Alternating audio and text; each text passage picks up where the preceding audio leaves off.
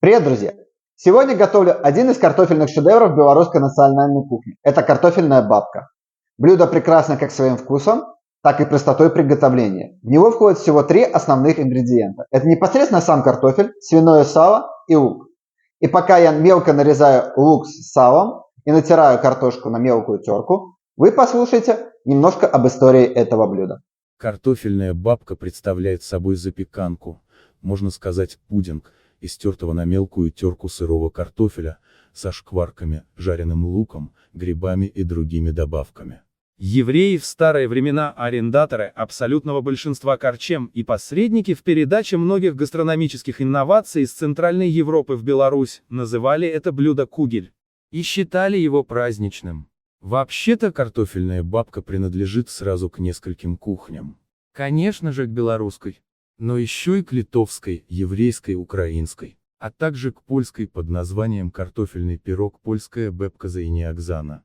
Откуда и берет свое название белорусская картофельная бабка. С еврейской точки зрения, история кугеля начинается чуть ли не с библейских времен. Задолго до появления в Старом Свете картофеля, запеканку на праздник Песах готовили из мелко нарезанных овощей, муки и взбитых яиц.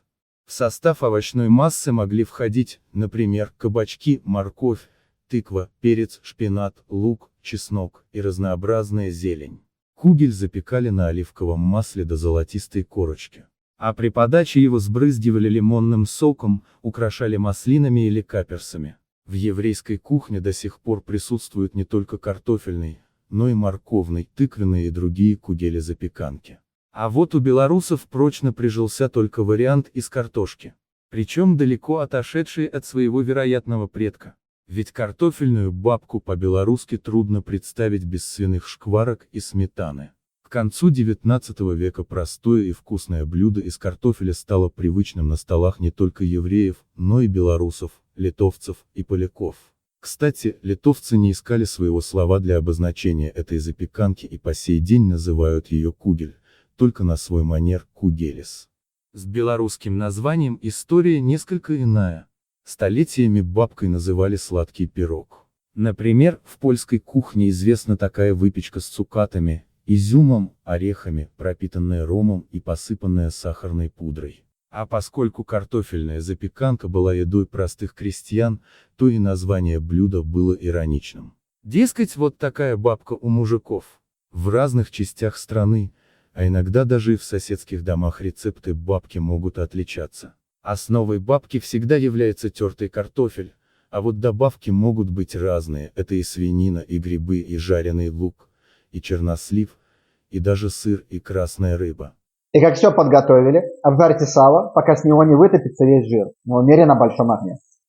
Как шкварочки готовы, достаньте из сковороды выжаренные шкварки и в этом же жиру обжарьте до золотистой корочки лук.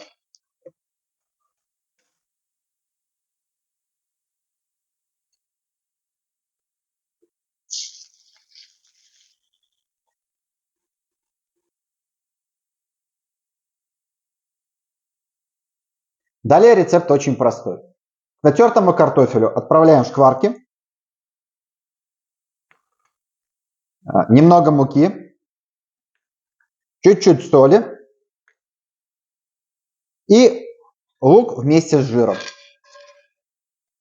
Все хорошенько перемешать и выложить в удобную вам форму. Может быть какой-нибудь горшочек, либо утятница. Я буду использовать эту же чугунную сковородку.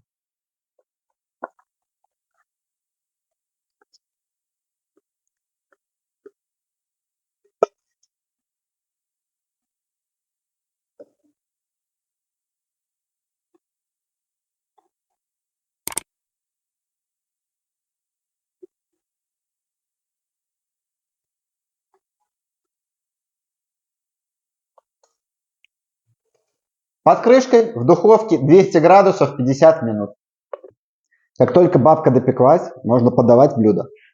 Выкладываем на тарелку. По сути, получается само по себе блюдо довольно невзрачное, но очень вкусное.